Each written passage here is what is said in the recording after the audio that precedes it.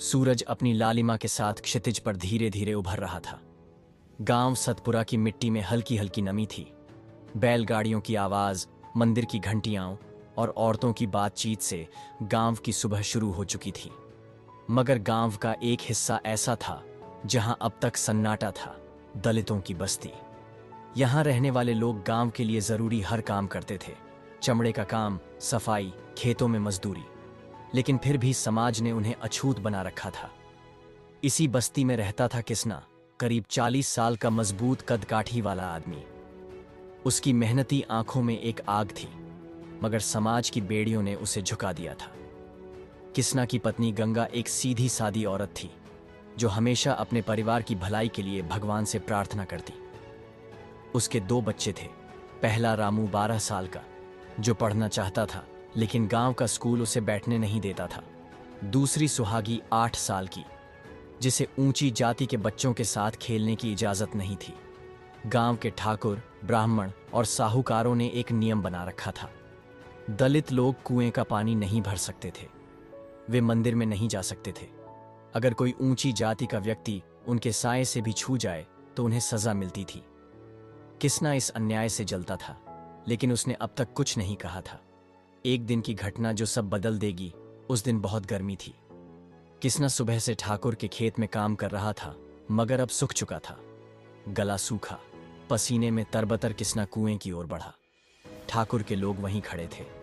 उसने हिम्मत करके एक लोटा पानी मांगा। किसना, लगता है तू भूल गया कि ये कुआं तुम्हारे लिए नहीं है। ठाकुर के छोटे भाई राजवीर ने उसे घूरते हुए कहा। किसना ने हाथ जोड़ लिए। मालिक, बस 2 घूंट पानी दे दो, पूरा दिन खेत में काम किया है। राजवीर ने हंसते हुए अपने साथी को इशारा किया। फिर उसने कुएं से पानी निकाला और किसना के सामने जमीन पर गिरा दिया। अगर पीना है तो मिट्टी से चाट ले। सभी लोग हंसने लगे। किसना की आंखों में गुस्से और बेबसी के आंसू थे, मगर उसने कुछ नहीं कहा। शाम को जब किसना घर लौटा तो रामू उसे दौड़कर मिला। बाबा, आज मैंने कुएं से पानी पिया। किसना के पैरों तले जमीन खिसक गई। क्या क्या किया तूने? रामू हंसते हुए बोला। बाबा, प्यास लगी थी तो मैंने ठाकुर के कुएं से 2 लोटे पानी भर लिए। वहां कोई नहीं था। गंगा का चेहरा सफेद पड़ गया। सुहागी डर से मां से लिपट गई। किसना ने रामू को गले से लगा लिया, मगर उसकी आंखों में डर साफ झलक रहा था। कल गांव में तूफान आएगा। गर्मी की उस रात किसना की आंखों में नींद नहीं थी। पूरा परिवार चुपचाप खाट पर लेटा था, लेकिन डर कमरे की हर दीवार से टकरा रहा था। गंगा बार बार रामू के सिर पर हाथ फेरती। उसकी आंखों में चिंता साफ झलक रही थी। किसना, सुबह क्या होगा? पता नहीं गंगा, पर अच्छा नहीं होगा। बाहर ठंडी हवा बह रही थी, लेकिन किसना के मन में तूफान था। गांव में आग भड़क उठी। सुबह होते ही गांव में हंगामा मच गया। ठाकुर के नौकरों ने कुएं के पास गिरे हुए 2 लोटे देख लिए। किस हरामी ने कुएं को अपवित्र कर दिया? राजवीर गुस्से से चीख उठा। गांव के लोगों को इकट्ठा किया गया। हर कोई जानता था कि यह काम सिर्फ दलितों की बस्ती से किसी ने किया होगा। गांव के ठाकुर बलदेव सिंह, राजवीर का बड़ा भाई, का गुस्सा 7वें आसमान पर था। अगर किसी नीच ने कुएं का पानी छुआ है तो उसे जिंदा जलाकर भस्म कर दूंगा। राजवीर आगे आया और चिल्लाया, जिसने भी यह हरकत की है वो खुद सामने आ जाए, नहीं तो पूरी बस्ती को सजा मिलेगी। रामू का सच सामने आ गया। गांव के किसी आदमी ने ठाकुर को बता दिया कि रामू ने कुएं से पानी पिया था। ठाकुर का चेहरा लाल हो गया। उस हरामी को पकड़ कर लाओ। किसना के घर पर हमला। ठाकुर के आदमी दलितों की बस्ती में पहुंच गए। लाठी डंडों से लैस वे किसना के घर पर धावा बोल चुके थे। गांव के बड़े बूढ़े समझाने लगे, मालिक, बच्चा था, गलती हो गई, माफ कर दो। लेकिन ठाकुर के कानों पर जूं तक न रेंगी। किसना ने रामू को पीछे कर लिया। मालिक, बच्चा है, रहम करो। राजवीर ने किसना के गाल पर जोरदार तमाचा जड़ दिया। नीचों के बच्चे अब हमारे कुएं से पानी पिएंगे? तेरा बेटा बड़ा ठाकुर बन गया है। रामू डर के मारे मां के आंचल में छुप गया। बस्ती में आग लगा दी गई। गुस्से में ठाकुर ने हुक्म दिया, बस्ती को सबक सिखाने का वक्त आ गया है।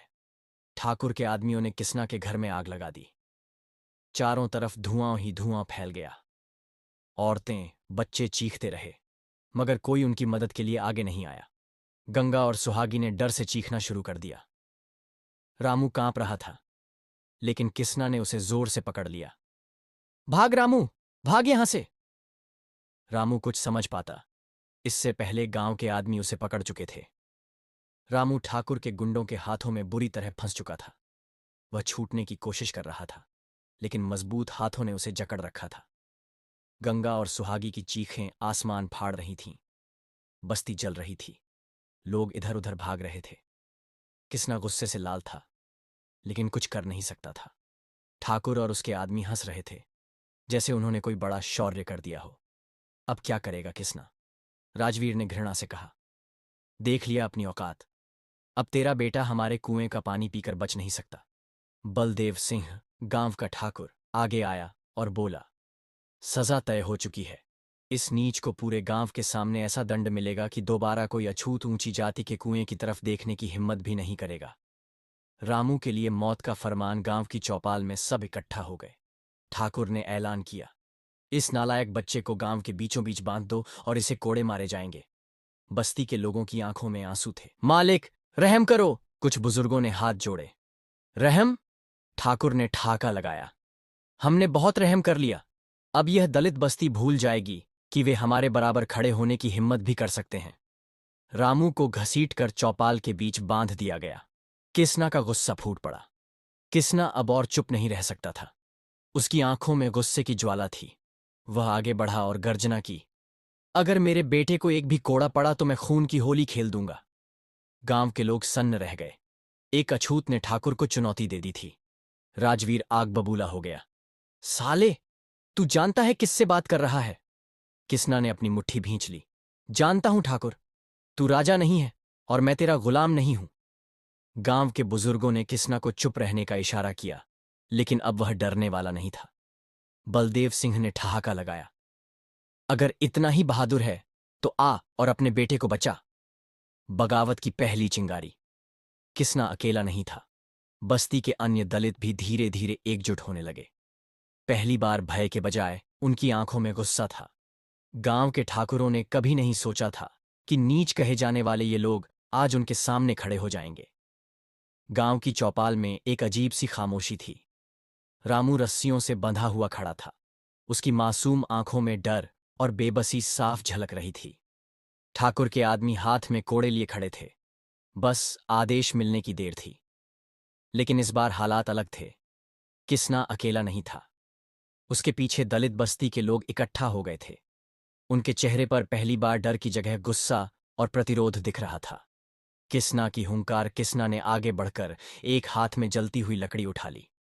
अगर मेरे बेटे पर कोड़ा चला तो ये आग पूरे गांव को जला देगी। गांव के ठाकुर और पंडित हैरानी से एक दूसरे की ओर देखने लगे। राजवीर ठहाका मारकर हंसा, सुन रहे हो, ये नीच अब हमें धमका रहा है। लेकिन इस बार बस्ती के लोग पीछे हटने वाले नहीं थे। कई दलितों ने हाथ में पत्थर, दरांती और जलती हुई लकड़ियां उठा लीं। बलदेव सिंह को एहसास हुआ कि अगर अभी कुछ गलत हुआ तो बगावत की आग पूरे गांव में फैल जाएगी। अचानक माहौल गर्मा गया। राजवीर ने गुस्से में रामू पर पहला कोड़ा चला दिया। धप्प! रामू चीख पड़ा। गंगा चिल्लाई, नहीं, बस यह आखिरी बूंद थी। किसना ने पूरी ताकत से जलती हुई लकड़ी राजवीर की ओर फेंक दी। वह बाल बाल बचा, लेकिन बस्ती के लोग अब पूरी तरह भड़क चुके थे। बगावत का पहला वार। किसना और उसके लोगों ने ठाकुरों के आदमियों पर पत्थर और डंडों से हमला कर दिया। गांव में आग की लपटें उठने लगीं।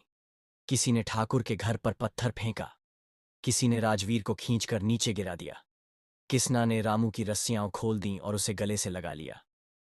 गांव में खून की होली। ठाकुर के गुंडों ने भी लाठी डंडे उठा लिए। बस्ती के लोगों पर हमले शुरू हो गए। दलित और ठाकुरों के बीच खूनी संघर्ष शुरू हो गया। चीखें, खून, आग और आंसू। गांव जंग के मैदान में बदल गया।